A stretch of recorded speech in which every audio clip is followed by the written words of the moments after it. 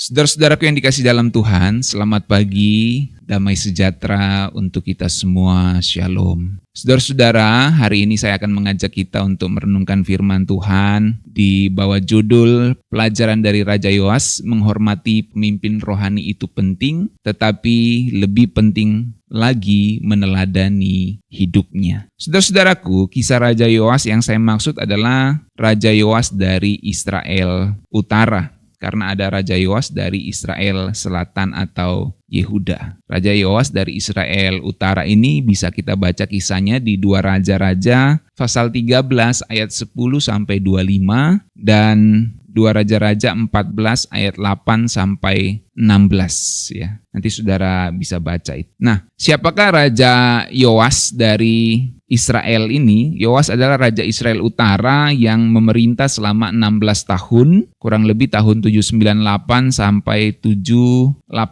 sebelum Masehi. Ia adalah putra dari Yoahas dan cucu dari Yehu. Yoas naik tahta di masa yang penuh dengan pergolakan dengan bangsa Aram.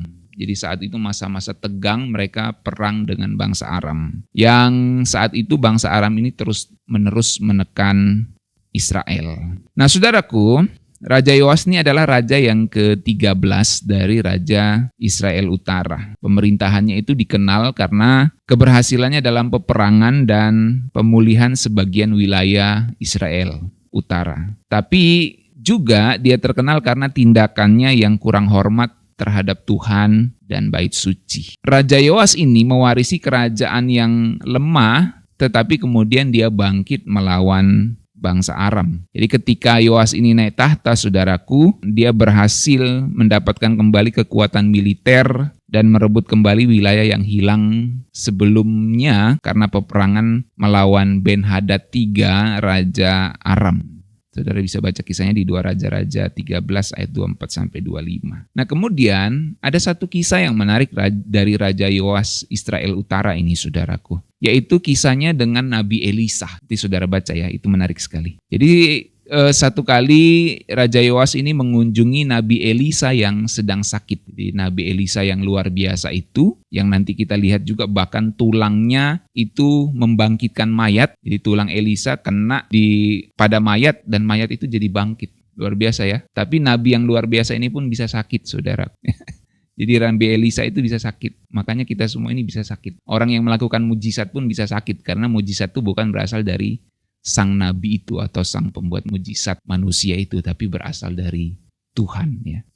Nah, jadi salah satu momen penting dalam kehidupan Raja Yoas ini adalah kunjungannya ke Nabi Elisa saat Elisa sedang sakit dan hampir mati. Raja Yoas saat itu menangis di hadapan Nabi Elisa, bahkan dia menyebut Nabi Elisa tuh begini, saudara, Bapakku, Bapakku. Ya, maksudnya bapak rohaninya. Bapakku, Bapakku, kereta Israel dan orang-orangnya yang berkuda. Itu adalah sebuah ungkapan di zaman dulu yang menunjukkan bahwa itu adalah sebuah tindakan penghormatan, saudara. Elisa kemudian memberi Raja Yoas perintah untuk memanah ke arah timur. Dia suruh buka jendela, kamu panah ke arah timur nih. Yang melambangkan kemenangannya atas Aram. Jadi Nabi Elisa lagi sakit-sakit nih, dia ingat juga ini lagi perang nih dengan bangsa Aram nih. Nah, supaya kamu menang, kau buka jendela, kamu ambil busur panah, kamu panah. Elisa perintahkan Raja Yoas gitu. Dan itu melambangkan kemenangan atas Aram.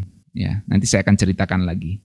Kemudian Yoas memukul tanah 3 kali dengan anak panahnya karena disuruh Elisa pukul dengan anak panah itu tanah. Si Raja Yoas pukul cuma 3 kali, saudaraku. Padahal Elisa bermaksud pukul 5-6 kali supaya itu menjadi tanda bahwa Aram itu benar-benar akan musnah dengan peperanganmu, dengan senjatamu lah, atau dengan strategi perangmu. Tetapi akhirnya Nabi Elisa memarahi Raja Yoas, kenapa kamu cuma pukul 3 kali? Nah, kemudian kisah lainnya adalah bahwa Raja Yoas ini mengalahkan Raja Amasya. Ingat waktu saya cerita tentang Raja Amasya, yang Raja Amasya mengontrak 100.000 tentara gitu toh.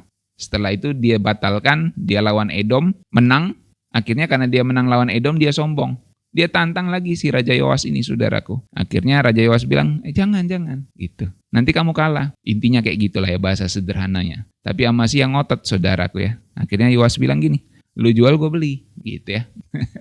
Akhirnya Yoas mengalahkan Raja Amasya, yaitu Raja Yehuda, dan Yoas menjara Bait Suci, saudaraku. Di akhir pemerintahannya, Raja Yoas ini meninggal dan digantikan oleh anaknya yang bernama Yorebeam. Itu disebut dalam sejarah Yorebeam II. Jadi di Israel Utara ada Yorebeam yang pertama, raja pertama Israel Utara. Nanti Yorebeam anaknya Yoas ini ada juga. Nanti saudara baca di 2 Raja-Raja 14 ya, ayat 15-16. Nah, saudaraku, apa pelajaran dari Raja Yoas ini yang kita bisa pelajari dengan beberapa kisah singkat yang saya ceritakan tadi? Yang pertama, Tuhan itu setia meski kita tidak setia, saudaraku. Saudaraku, sebenarnya Raja Yoas ini melakukan apa yang jahat di mata Tuhan.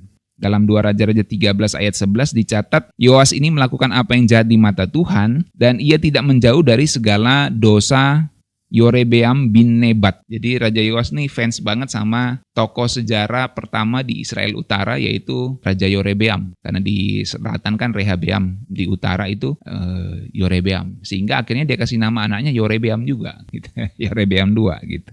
Sama seperti kalau bapak-bapak fans sama Ronaldo, nanti dia kasih nama anaknya Ronaldo gitu ya. Nah kira-kira gitu ini ya. Si Yoas ini fans banget sama Yorebeam, dia kasih nama anaknya Yorebeam.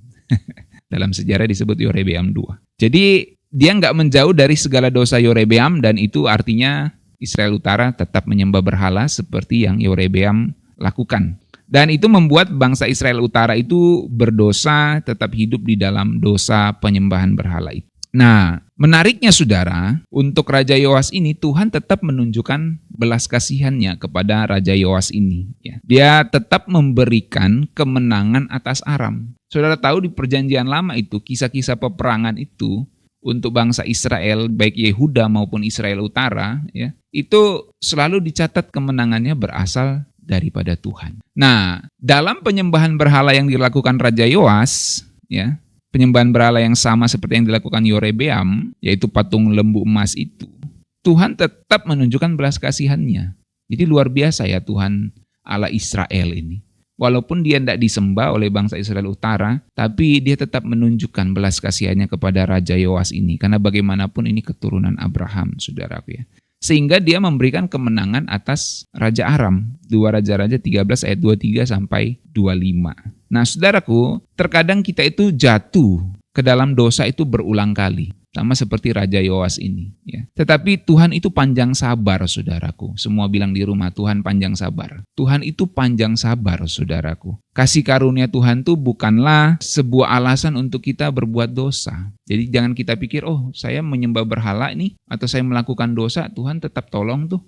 Gitu kan.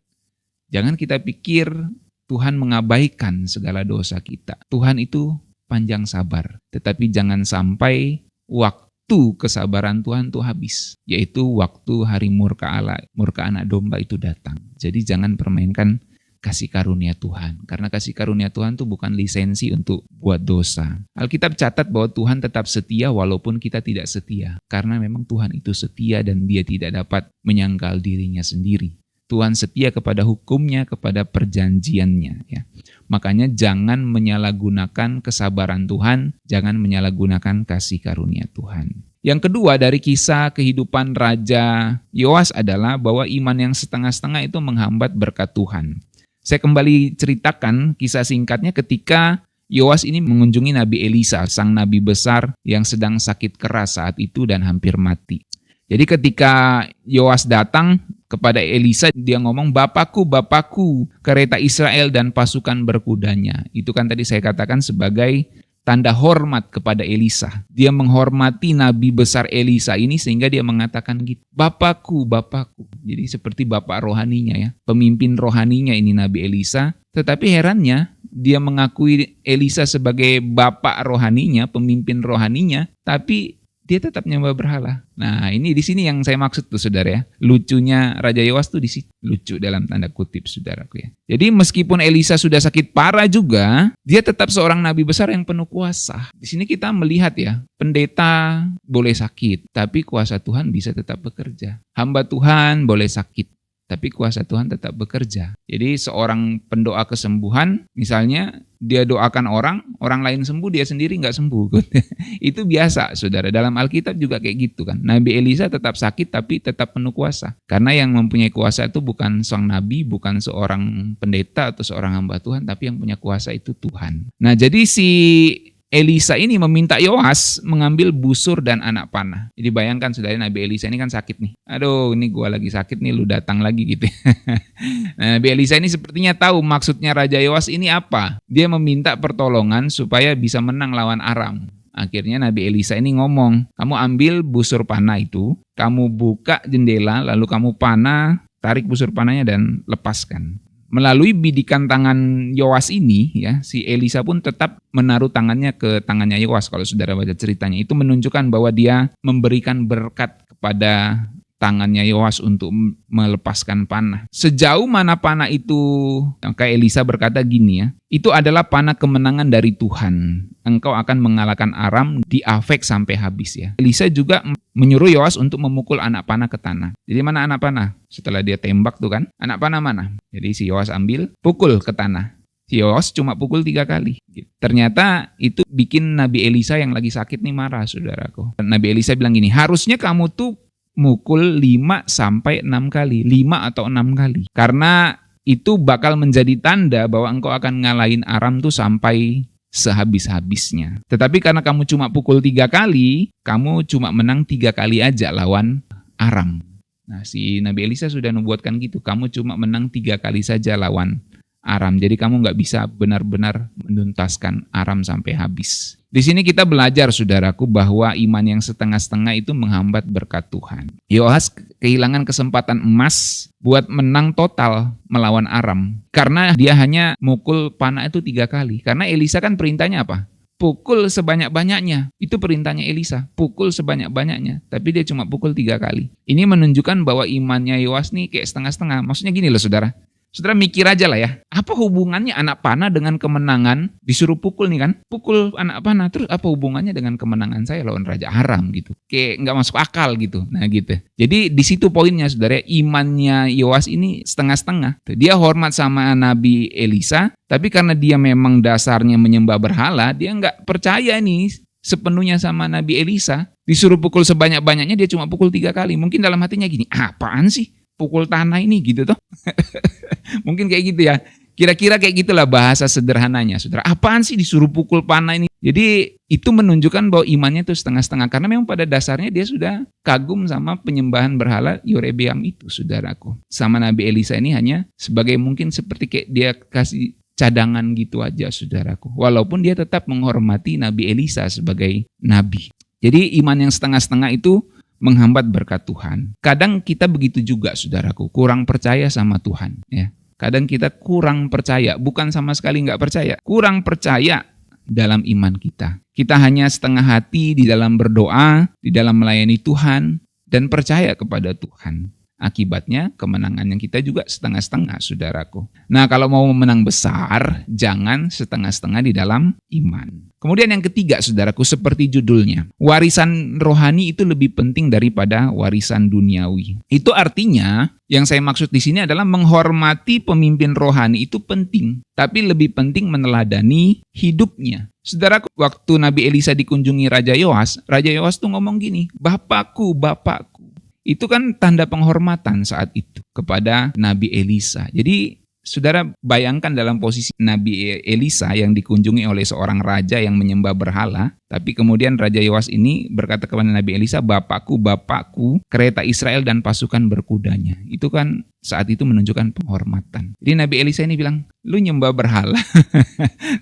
Tapi lu datang ke sini gitu kan. Sekarang apa maumu gitu. Dia mau meminta berkat dari Nabi Elisa. Padahal dia penyembah berhala gitu, saudaraku. Dia imannya setengah-setengah gitu. Dia hormat kepada Nabi Elisa. Tapi dia tidak mewarisi iman dari Nabi Elisa itu. Makanya saya katakan warisan rohani lebih penting daripada warisan duniawi. Menghormati pemimpin rohani. Raja Yoas ini menghormati Nabi Elisa. Dia menghormati pemimpin rohani. Itu penting. Tapi lebih penting lagi meneladani hidupnya. Dia tidak meneladani iman Elisa kepada Allah Israel. Dia hanya menghormati doang sebagai seorang nabi, tapi dia tidak meneladani hidup Nabi Elisa, saudaraku. Jadi ini penting untuk kita pahami, saudaraku. Jangan kita cuma kagum, hebat ya pendeta itu, hebat ya pemimpin rohani itu. Kita cuma menghormati, cuma kagum, tapi kita tidak meneladani hidupnya. Ya. Kita tidak mencontohi hidupnya yang mengasihi Tuhan. Kita cuma menghormati dia, kita cuma kagum kepada dia, tapi kita tidak meneladani hidupnya. Nah itu seperti Raja Yoas kalau kayak gitu. Ya. Misalnya saudara kagum dengan seorang hamba Tuhan. Saudara lihat dia, luar biasa gitu ya. Hidup saleh, hidup benar gitu. Tapi saudara cuma cukup sampai kagum dan hormat begitu. Saudara tidak memacu diri saudara untuk hidup saleh dan hidup benar seperti hamba Tuhan tersebut. Gitu. Nah itu yang saya sebut di situ, imannya setengah-setengah. Dia hormat saja, tetapi dia tidak mewarisi iman dari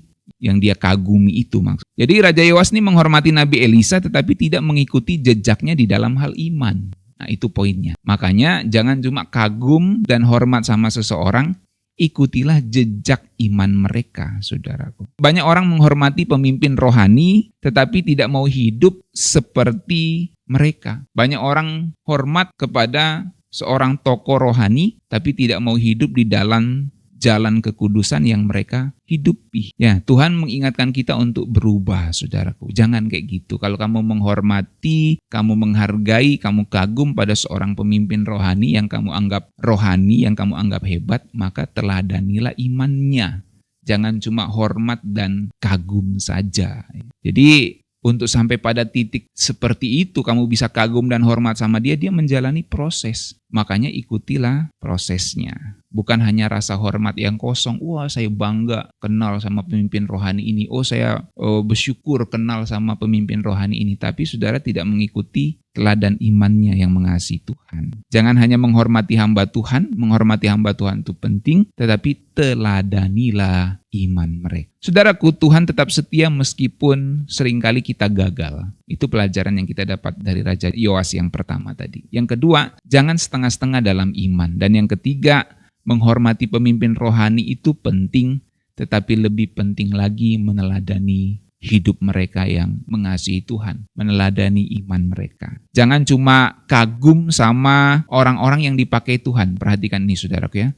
Jangan cuma kagum sama orang-orang yang dipakai Tuhan, tetapi jadilah seperti mereka di dalam iman, di dalam kehidupan mereka yang mengasihi Tuhan. Iman yang setengah-setengah itu menghasilkan kemenangan yang setengah-setengah, tetapi iman yang total akan juga membawa kemenangan yang total. Jadi jangan berhenti di 3 kali saja, seperti si Raja Yoas disuruh pukul sebanyak-banyaknya, dia cuma pukul 3 kali.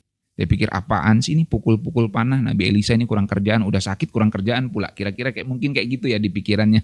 Apa aku disuruh pukul banyak-banyak nih? Maksudnya opo iki gitu loh kalau bahasa Jawanya. Maksud lu apa ini disuruh pukul tanah? Padahal itu menjadi tanda kemenangannya atas Aram, saudaraku. Jadi karena dia cuma pukul 3 kali, dia hanya menang 3 kali lawan Aram dan tidak akan benar-benar basmi Aram, saudaraku. Jadi jangan berhenti di 3 kali saja. Terus maju sampai habis-habisan sesuai perintahnya, sebanyak-banyaknya.